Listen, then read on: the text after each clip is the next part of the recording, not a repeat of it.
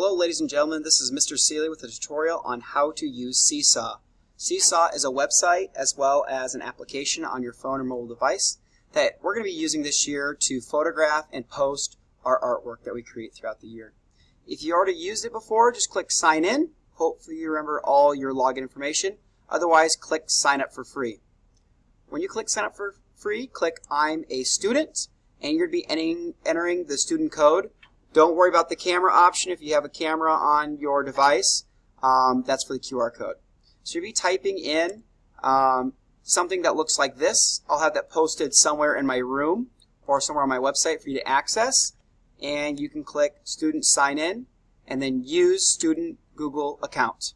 And then select whatever account you're using and log in. Once you have logged in to SeeSaw, what you are going to be doing is, let me get out of here.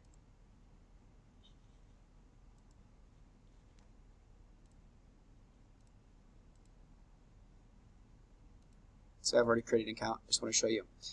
So once you're logged into SeeSaw, it's going to look like something like this. You're going to have everybody that in the class that you are part of right here, and you're going to be having a feed here that has everybody in your class's information that posts as well as your own. Click Add Something here or here, and you can photograph your work if you have a camera enabled, or you can upload a file and select it from your computer or Google Drive depending on the location of the photo. And you can even do a video as well as a link to something.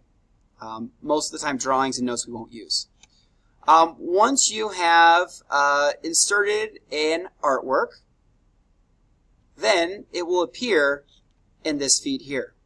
It's important that you photograph each and every artwork that you complete at the end of each unit to archive that you completed it for grading, as well as for family and friends and loved ones to look at outside of class. This is how you use SeeSaw.